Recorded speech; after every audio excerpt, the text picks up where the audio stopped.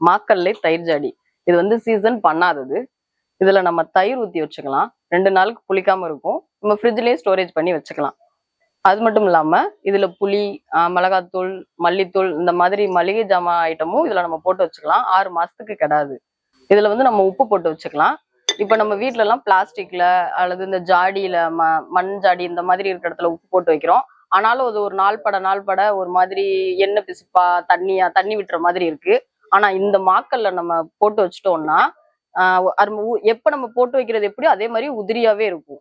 நார்மலா சூப்பரா இருக்கும். அது வந்து பிளாஸ்டிக்ல போடுறதும் பிளாஸ்டிக் டப்பா அதுல வைக்கிறதுமே நம்மளுக்கு அது கெமிக்கல் அதெல்லாம் சேர்ந்துருக்கு. இது வந்து இயற்கையான முறையில மாக்கல்ல செஞ்சது. அதனால நம்மளுக்கு எந்தவித கெமிக்கலும் இருக்காது.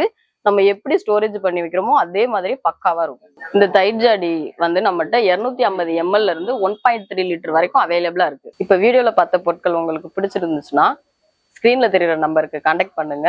வீட்டுக்கே டெலிவரி பண்ணிடுவோம். ஆல் ஓவர் இந்தியா ஷிப்பிங் இருக்கு.